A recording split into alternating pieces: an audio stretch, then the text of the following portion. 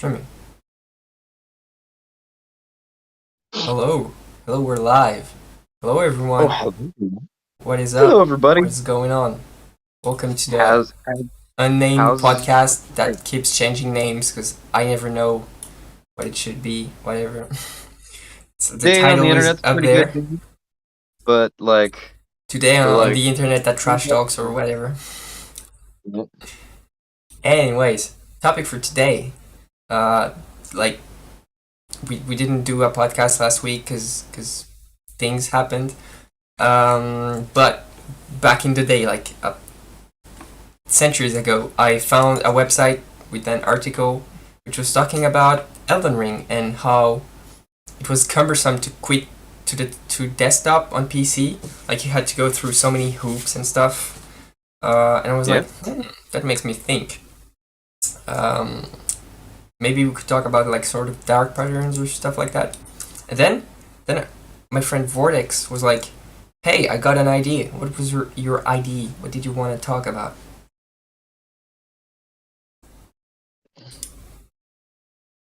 Oh, me. Oh, sorry. I Yeah, thought you were you. still continuing with the narrative. Okay. So, so basically, uh, there is an idea in designing any product, and that is how do we keep people using our product? How can we like maintain engagement for as long as possible so that people get more and more on board with product? Well, you make the product more appealing than what is already out there. You somehow find a way to just kind of inch people like, hey, it's a little bit easier this way. So let's go in this, why don't you come in this direction instead? And then the more incentives they can provide, the better they can sell the product to you. And this is to say that Elden Ring doesn't, the bitch ass doesn't want to put like a doesn't want to let you just exit directly to desktop because it because it wants you to keep playing. It if you want to exit the game, it brings you through this whole like 10-second long sequence that lands you not outside of the game, but right back at the title screen. And when you're on the title screen, the only time you're ever willingly going to the title screen is if you want to play the game. So you have a habit of whenever you're on the title screen, you hit play game. So they're hoping that that habit just takes over, and then that you just hit it one more time and you play for like 30 more minutes, and then the same cycle happens again, and then because you're playing the game more, you're falling more in love with it, and then you're sharing it with all your friends, and then they're getting addicted too and sharing it with all of their friends, and they get a lot of money because of it. Yeah. I guess also just like you see the title screen, maybe you're hyped to play another game. Like it's not necessarily by reflex. I guess reflex works too. I know, for example, in Splatoon, because I was huge on Splatoon too. I could still be huge if I had my Switch available and didn't stick it offline for 6 months. Anyways, thing is, you you have the reflex whenever you're at the end of the match. You have a button to like do another match, and I have this reflex of pushing the button, and I'm like, oh fuck, I don't want to play anymore. I said that was the last game, and then I'm in for like four more games because I keep forgetting not to push the button because it's by reflex. You have nothing else to do on this Plenty of screen, time to and you forget to can't push the quit. The button. only way to quit is to put yourself into like airplane mode, and that gets you banned. Thank you, Nintendo. Ugh. Yeah, it's all planned out. It's a conspiracy Yeah. that goes company wide or like industry wide.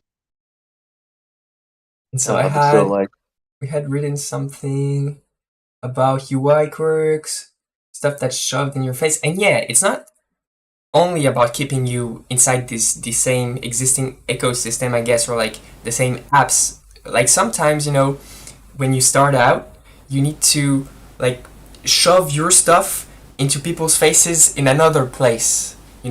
Like for example, let's say you go, um, well, simple example. you go on Steam, you have a game, you bought a game that you like, and they're like you have game announcements like updates and stuff whenever they do an update, game update, balance changes, whatever. And sometimes they use this section to be like, hey, we release a new game. Maybe you don't care about it. Maybe it's just a new game from the publisher that doesn't have anything to do because it's not the same developer. Whatever, they're gonna shove it in your face, and it's gonna increase the like how many people see it. And I guess when you start out, like, okay, you can't pull such a big amount of bullshit is obviously like you don't have another game with I don't know how many people to shove your thing in. But like, how can you get anywhere if you don't start like doing stuff that isn't quite nice? I guess, is it possible? Okay. Because like, Uh, are people could you gonna give an search example? for your stuff? Maybe they could if the web was organized well with tags and stuff, but it's not. Like Yeah. algorithms, YouTube stuff. How do you get recommended if you don't go on freaking Reddit and spam your podcast on there? Like, hey guys, we're having a podcast. Please check us out. Nobody's gonna check you like that. Nobody cares about you and your feelings. You gotta lead them in with stuff they already know. You gotta perform arcade psychology on that. Yeah. But what I do And personally, what I try to do is like try to find related topics to what I'm doing, like whatever it is, not only the podcast, like if I'm having game ideas, art ideas and stuff, I'm trying to find adjacent stuff and to like say, hey, would you be interested in this? Because it's kind of similar. If they're not, it's okay.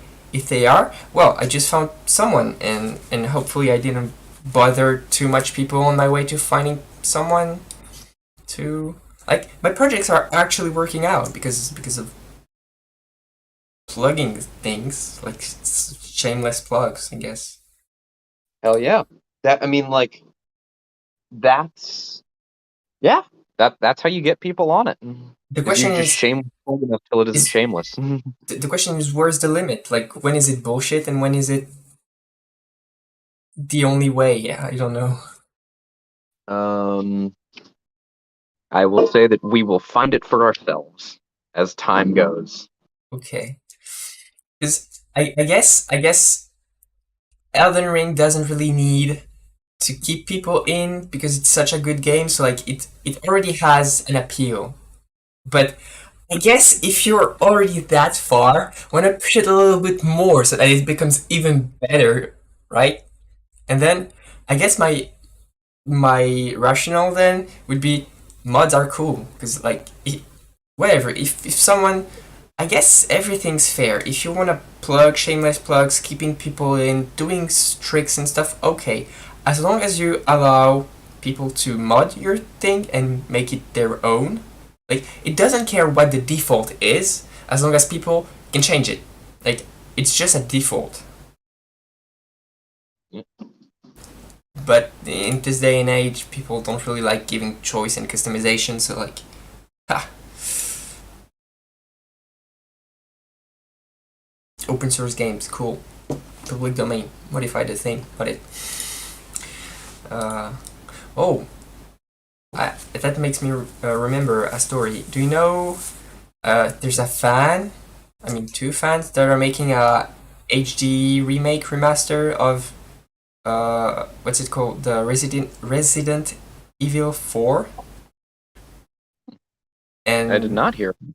like they're going to places and taking pictures of the whatever is in game because like they used actual pictures back then like Okay. they're taking HD pictures now but the cool thing is the devs are like the thing is if you want to install this mod you need to buy the game on Steam which is cool because then it makes them more money so like the devs have actually pinned a link to the mod in the Steam forums which is great. Mods cool. I Oh like yeah. mods. So yeah. As long as you can do whatever you want, the default doesn't matter. Yeah. It's all opinions. Whatever. If you're angry at me spamming my podcast on Reddit, DM me. We'll have a fight. Come fight me. I dare you. Anyways, what else do we have to say? I guess Elden Ring. Elden Ring is a pretty cool game, I've heard. I wish I could try it. Guess what? My friend has bought it and he shares his library with me on Steam. And guess what else? Guess what else? Hold on. I'm gonna play What it else? on this thing. Oh yeah. Oh yeah, I got the Steam Deck. Um, what can I say about it? It's really buggy, but it's cool. Like, look at how fast it boots up. It's done. Oh my god. It's just like you can put it to sleep, bam, sleep, and then booting up. That's so Like cool. it's as fast as this when you're in a game. So like it's very cool. So Oh yeah. main complaints that people have had are the screen being like washed out. Sound is very good. Maybe buttons can be awkward for some people. For me, they are like I there's this fight between like the dumb Steam forum people who are like, oh, they put the buttons in weird places and stuff. They're gonna fail. It's gonna be a failure and stuff. And people who are actually have them and are reviewing them are like, oh, the buttons are surprisingly comfortable. Like I didn't expect this. And I'm like, yeah, I got like bent thumbs because I don't know, I'm weird. I'm not like everyone. Like, look at this. I've got bent thumbs, but both aren't the same bending. They're all bent differently. It's like the freaking right trackpad. I can't like whenever I try to go left or right, but mainly left. The shape of Yeah. my thumb makes it that if I try to extend it, it goes up. So like whenever I'm in game, I'm like, always looking up. It's annoying as heck because I want to use the trackpads, not the stick. Like, gosh, no controller has a trackpad. I want to try it out. But yeah, otherwise it's cool, pretty neat. Except I have only 64 gigabytes because I'm cheap and I couldn't buy more. But soon I'm gonna archive my freaking Smash clips and get the SD card off of my Switch because never using my fucking Switch again. That's a lie. I'm playing a lot of Smash Bros. Oh gosh. Do you have anything else to say? um. Let's see. Alternatives, people's opinions. It's great. Like we delved into a whole topic, and the conclusion was opinions. Yeah. Modding is Just great. opinion. I think it's important that we just went through the process of thinking that through though. Because now our ability to reason things is stronger. And maybe one day our reasoning does lead us to something that is not opinion, but instead fact.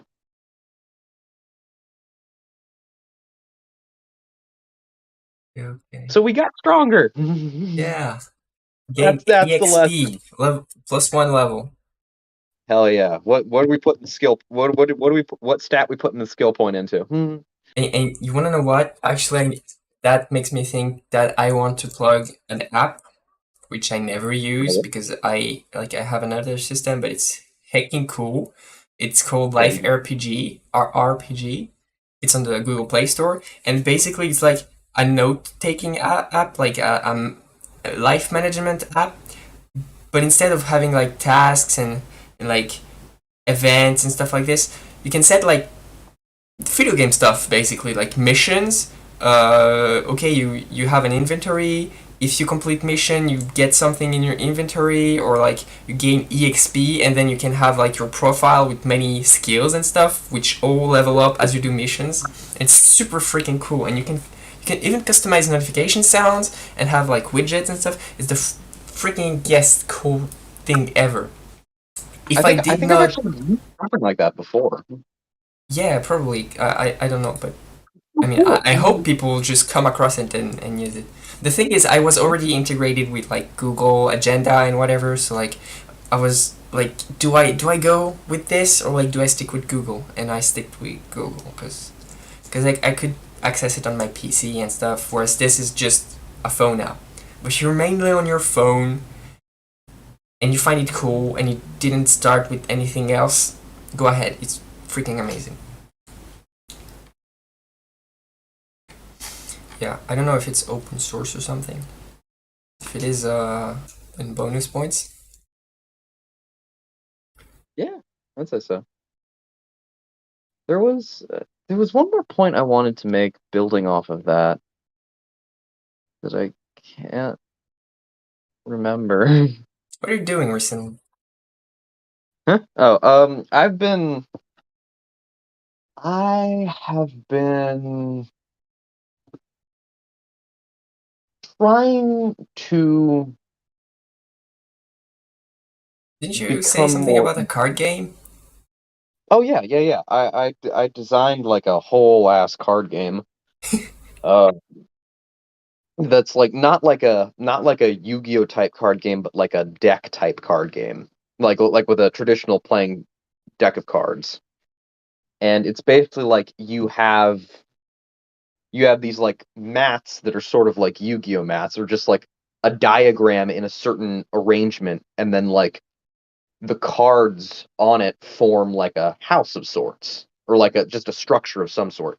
And you have to fill in like what card pertains to which place.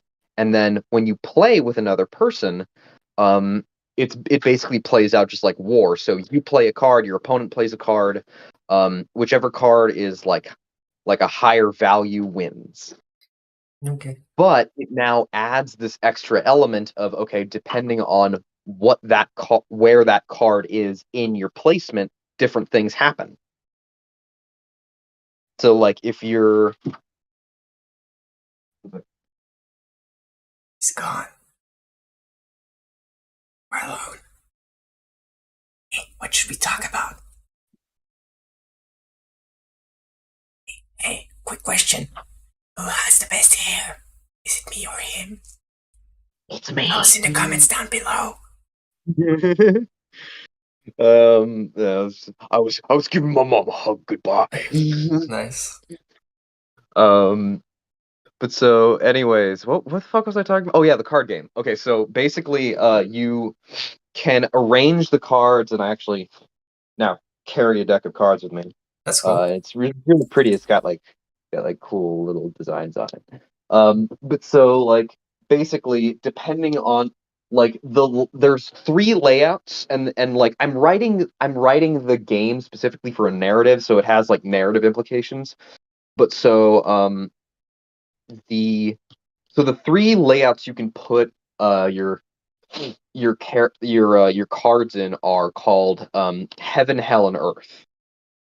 So like and like the arrangements are like heaven's got like it's kind of like a pyramid going up, and it's just like you've got like the angel, like the lowest angels at the bottom, and like as they increase in rank, like the angels are more and more powerful and have like different functions within like Islam or Christianity or whatever. And then like at the very top you have like God.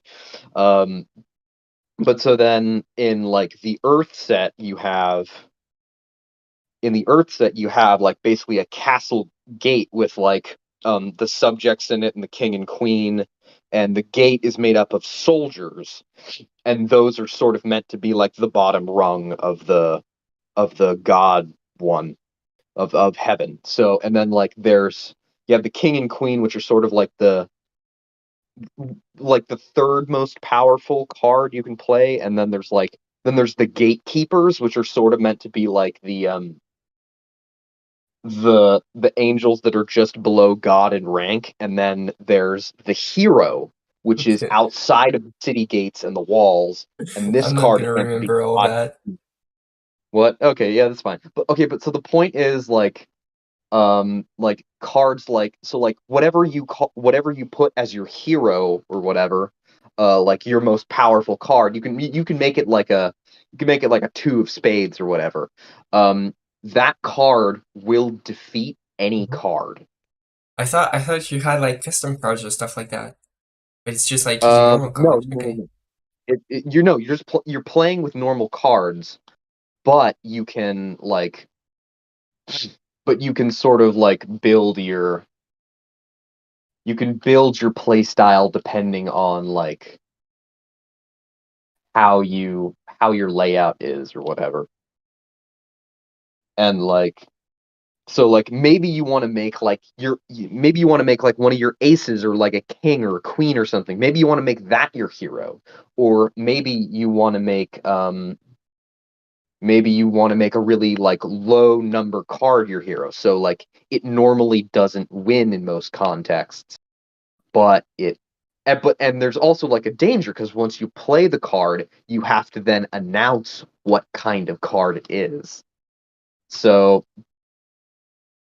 So like I'm calling the game like Siege War or something like that because you're technically like you're invading like the other person's fortress and the game wins like um and the game wins when you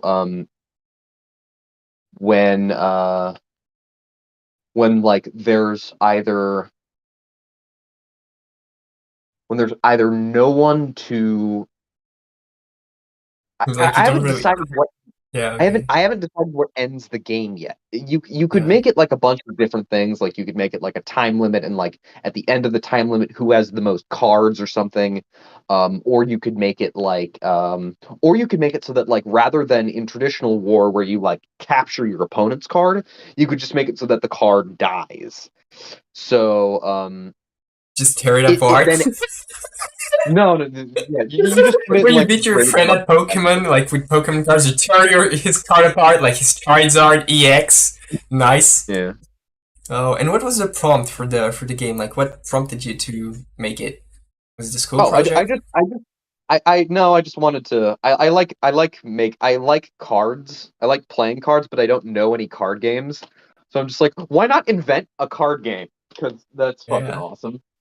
Why Uh, play by other people's rules when I can make a whole game with its own rules? That's what I'm thinking. yeah, but by That's mentioning school, legitimately easier for me than just learning a game that already exists. by mentioning school, I that made me think of something that happened. Like, recently I'm starting to make commissions on Fiverr, like 3D animations and thumbnails and Halo teaching gameplay, whatever. So I have this girl come to me and ask me to make a 3D animation for her.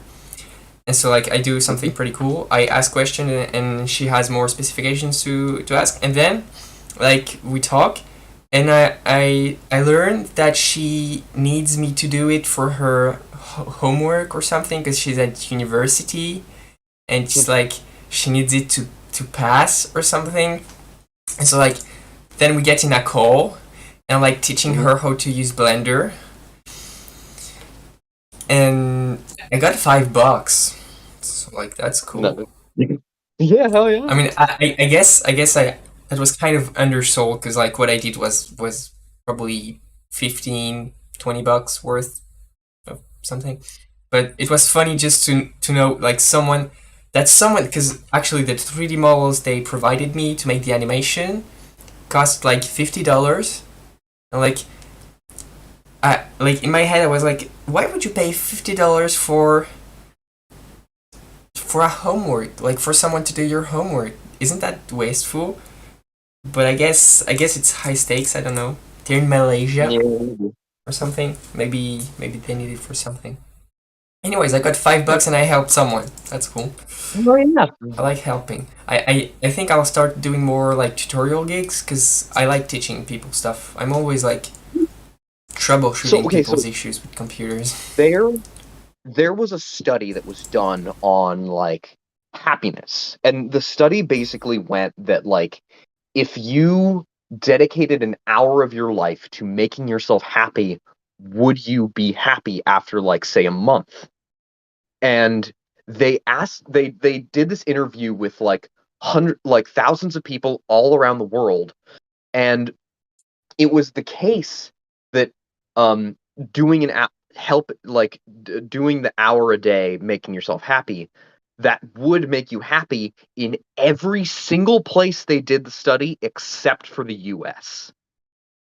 This was the only place that just fell flat on its ass.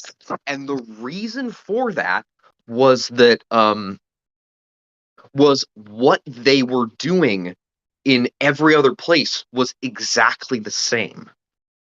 And that is that they were helping somebody else.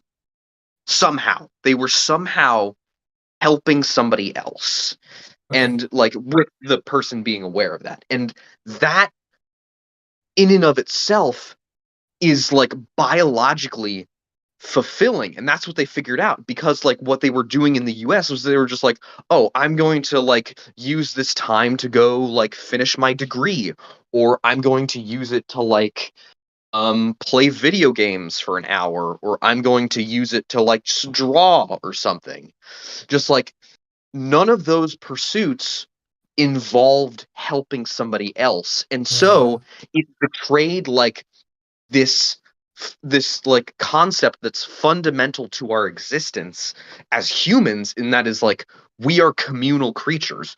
We Exactly. are creatures that that need a tribe, and so if we do things in favor of the tribe, then we are happy. Yeah.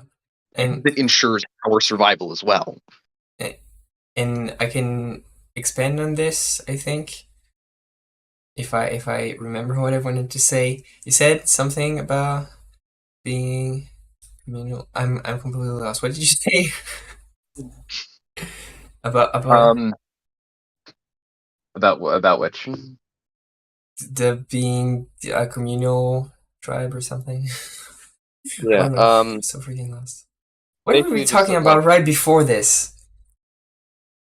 Like we were talking about, oh, we were helping talking about others. Yeah, yeah. And it's like the thing is, when you play video games or like you take a stroll, that's something you do when you're bored. And the point yeah. is, you're. It's not only that you're bored before doing it; it's that it's associated with being bored. So like you're even more bored after that. Like unless like you have a deeper meaning whenever you play games, like you try to do something special. But And you know what? And you know what? This leads into the whole like extrinsic versus intrinsic motivation. That hmm whole idea. yeah, And like part of why like games like Minecraft are so successful is because you can only play them using intrinsic motivation. Of course, this cuts off a lot of the potential fans it could have just by using extrinsic motivators like, oh, just do this and do this instead of you setting the goals yourself. yeah. But like Minecraft also it's got a huge community aspect to it. Not only is it a sandbox, but it's a communal sandbox too.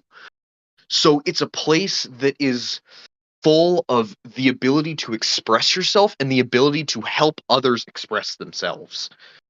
Yeah, and I just noticed actually intrinsic games that like games that have intrinsic motivation often are the ones which have the most mods or like a strong modding community or support. Because like Breath of the Wild, it's very intrinsic. Just running around is fun by itself. You don't have any specific goals. You do whatever you want, whenever you want. And like, okay, you can't actually really mod officially, but there are freaking mods for Breath of the Wild everywhere for any freaking thing. Like you can play as Zelda, you can be in the snow, you can be whatever you want. You can fly. You can be naked. Yeah, yeah. There are even like full revamp mods, like with different quests and missions and mechanics. Like there's one with like where you can eat, like you have a food bar and you can run out of food and just die. That's cool. It's like But you then have like that's also another thing that factors into why Minecraft specifically is so successful over Breath of the Wild, these because it's mods are open. yeah, mods are so easy to get and mods are so easy to implement. And like they're so easy to make too. The coding for like Minecraft is still in I think JavaScript or whatever. And JavaScript is a Yeah. really easy coding language. I Whereas like like the things that Microsoft are doing, like with Halo, because do you know about Forge? um it's basically you take the Halo maps and you rearrange them however you want, and you can make custom game modes. And Okay. it's not quite modding, but like Mm-hmm. it's a sort of like friendlier version of modding that's more accessible to everyone, and so that's cool. I like that Microsoft are the more open company about this. It's like you wouldn't see Sony doing it or Nintendo. Yeah. Steam is very cool because actually modding is even simpler because like you just have to go on the community market or like community whatever it's called, and you see a Yeah. mod, you click subscribe, bim, it's downloaded. It's freaking Hell yeah. coolest thing ever. It's already built in how the mod would be implemented. Yeah, So like it's so fucking cool. and you have like Valve is so cool. Like they had the freaking SFM source filmmaker, which is like a tool for animating, and it's so easy to get models. Like you just go on the freaking Steam community market and stuff, and like it's the same interface as mods, and you just subscribe to models you want, and there are so many models. Like you want a model from a Nintendo game, they're there. Cause like Steam is a mess anyways, so like Nintendo doesn't come looking in it. But like you Yeah. want to make Nintendo animations, you can right on Steam. No extra complicated setup, no hacking. It's very cool. Thanks Valve. I wish I could use SFM because it looks cool, but it's too confusing. I'll stick to Blender. Thank you. By the way, it's Yeah. so cool. Steam. Do you know Blender is available on Steam? I did not know. Cause like Valve wants to create game developers. Like they want to encourage people to become game developers and stuff. It's like Hell yeah, yeah. hell yeah, let's put Blender in there. And like there's Krita also, and there's OBS I think now. It's so freaking cool. I mean, I Fuck guess yeah. because you have the Steam Deck, so like now if you're on Steam, it's an easy app store for like the Linux side of the Steam Deck. Because you can actually Mm-hmm. go into desktop mode and it's a full PC. Except I don't have a dock, a USB-C dock, which is very like cumbersome because I can't plug a mouse. I'm stuck Mm-hmm. with the trackpad, and you know my thumbs. They don't Yeah. like this trackpad, or like vice versa. I don't know. Like okay, I clicked on like switch to desktop. You can see like the screen is on the side for a sec because I don't know, they use that tablet, like vertical Mm-hmm. tablet screen, and then they software rotated it. It's kind of Yeah. wonky, but here you go, desktop. You can go. I can go on Discord. Hello. You want me to say hello in the chat on Discord? Hello Discord. Sure. Yeah. Go ahead. It's very cool. I've got Discord light mode for your Hell eye pleasure. yeah. Is it burning? Because everybody uses light mode. Who doesn't like mode? I don't know. A lot of people. Yeah. Nope. Like I'm not a person that likes light mode. The cool thing is But like they're kind of by complaining about light mode, they're kind of like uh revealing their own weakness because then you can just harass them with the light mode and send a lot of screenshots into general chat. yeah. That's cool. Yeah, and about creating stuff, you said you created a card game. Well, I'm in a fan game server for a game franchise I like, which is Dead, which is also owned by Microsoft because they're cool, but not this time Yeah. because they killed my favorite guy. What Uh, one thing that you should totally look up is this guy named DJ Peach Cobbler. what? His name is DJ Peach Cobbler. Peach Cobbler's like a dessert of some sort. Um, and like he does a lot of video essays based around like video games, and he's made a few videos about like Microsoft's takeover of other companies and how that's affected the games that they make. Hmm. And it's really interesting stuff. And I like his sort of I like how he gets emotional, but how he stays factual throughout. And if he is like being joking or being emotional, you know that he's being joking or being emotional, and he's But doing it intentionally as like a for the sake of comedy usually. it, that's a subjective thing. I've got. I mean, I don't know if I've got it, but like I probably have Asperger's. Like maybe I won't agree with you that it's easily identifiable. Well, but like I'm also different from you, just period, isolated from the Asperger's. So like the fact that we might disagree about how clear it's being is like just is like a difference in the things we notice and care about.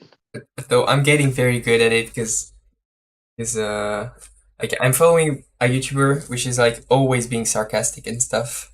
It's like okay, Okay. he's like a Sonic fan and he makes videos about Sonic, except there aren't any freaking news about Sonic games because like it's all about the movies now. And she's like, yeah, do you want news about the X main franchise or stuff like this? Or like he's making like snarky puns about like Sega not making good games and stuff.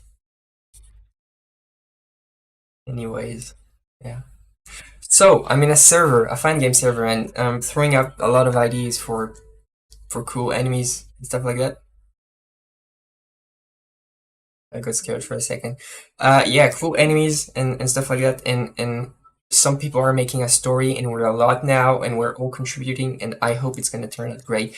The dude, the lead developer, is actually they have builds on itch.io available to play, and they're already pretty good from what I've seen. I Okay. haven't played them because I'm freaking scared of installing stuff on my PC because I'm lazy. But yeah, and just the fact of knowing that someone has already put out something, a game engine with gameplay already, and that I'm putting out ideas and people are putting out story elements, and that we're all contributing into this thing that already exists and it has like my ideas are probably gonna end up in the game, which is so cool to think of. And if I can convince him, like bargain and like talk him into publishing it under like open source and maybe copyleft or something, freaking cool. Yeah. And like we could like with this, see, we could like bring in Blinks fans into the Zero IP server, which you should join, by the way. It's down below in the description. And like, yeah, hell yeah, you want a free game that is open source that you can mod? Because here's the thing I said in the server, because like we were discussing stuff, and he was like, oh, don't. I don't know if we should like really give out ideas because like maybe it's not gonna fit into the story and stuff, and like you'll get attached to the story. And I was like, why couldn't we do two games? I guess the engine is there. It's if you want to make a gameplay focused game, like to integrate my ideas, and then we want to have a separate game that focuses on story and doesn't necessarily mesh well with my enemy ideas, then we can do two games. One engine, two games. That's how it works in the business world. You have one engine, you make multiple games and sequels. And if it's open source, anyone can do. Like, there's no reason if we're already in the fan game space, like, because Microsoft screwed us over and like kept the IP for themselves and didn't share any of the things. Or like, we have to scramble to make a new engine. And so like, okay, now we're all friends. We all like Blinks. Why would we make it exclusive? Let's all use the same thing and make stuff faster, like mods, sequels, whatever you want. Public domain, open source, everything. That's cool. So like, I could like use this argument. See, like shove zero IP in the faces of Blinks fans. Cause why not? Makes sense. Maybe if you think about it. Yeah, I think so. Yeah. We've been running for 40 How minutes. 40 minutes? Holy shit. Yeah, because we're talking. Hell yeah. I'd say this was a very productive podcast.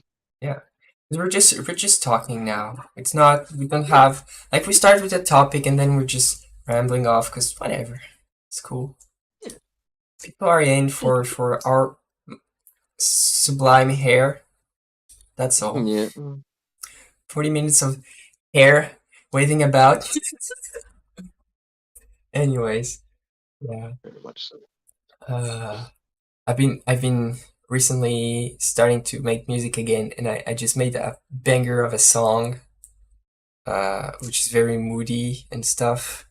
And I have those things. Okay, I have this idea because I have this whole um idea for a world, like a cinematic universe, if you would like to call it so. Uh, I have those characters and stuff, and I have recurring musical themes that I have sometimes, and I like to attach them. Now that I have the cinematic universe, I like to attach those musical themes to my characters because then I Okay. remember them better. Like Yeah. like sometimes I sing something in the shower, and then maybe like 6 months later it just comes back because it was so memorable. Like, I didn't think of it all the time, but it stuck around for some reason, and it kind of becomes like a tune that is associated with your life, kinda. I don't know.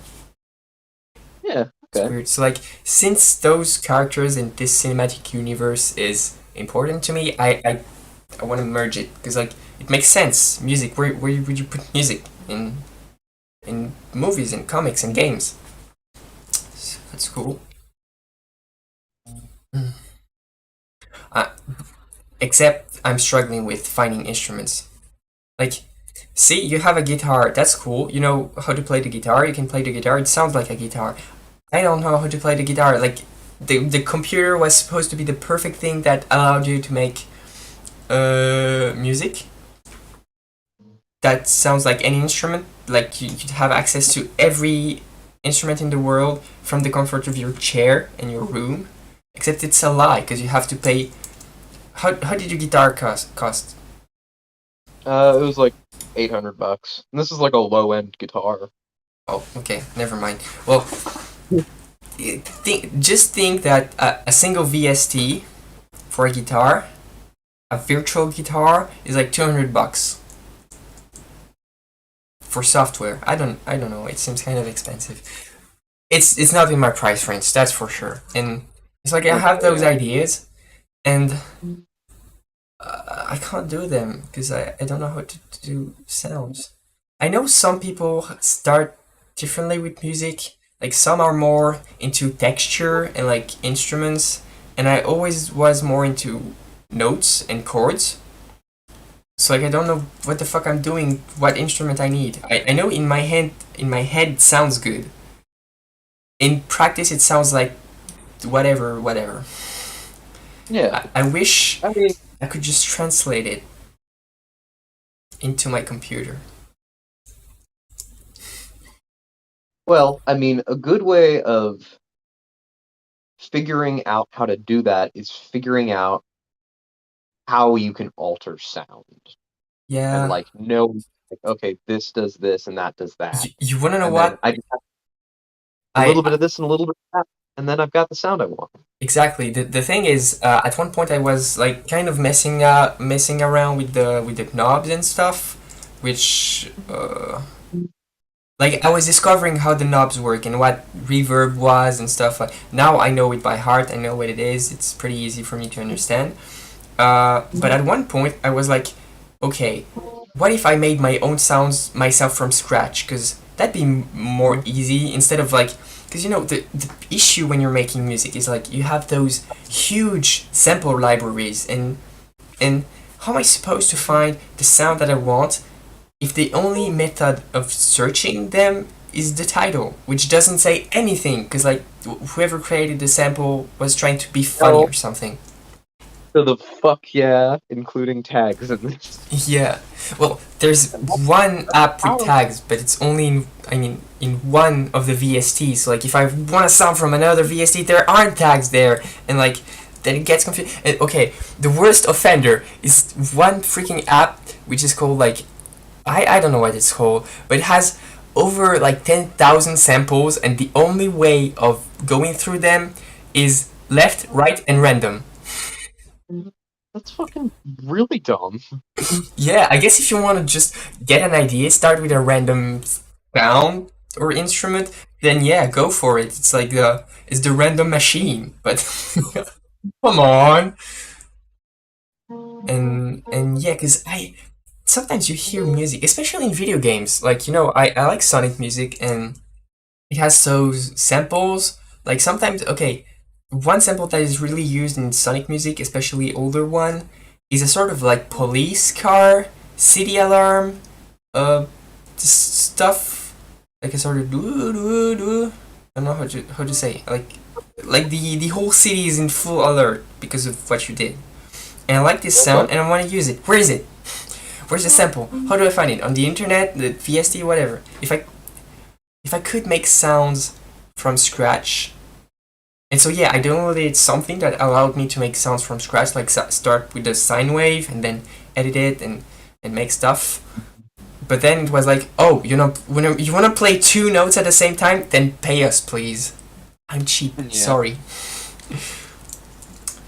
Guess I stopped making music, which I did for like 6 months or a year.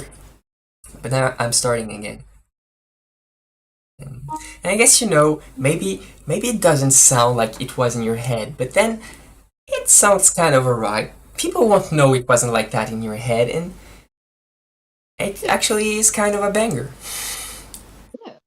And It's the happy little accidents. yeah, it makes me feel safer to know that I'll always have a chance to remake the song. Because, since I'm associating my themes with my games, which I'm probably gonna make sequels, which I'm probably gonna remake the music, or like maybe have someone do them for me, like remake the music in my vision because he knows how to make music better than me.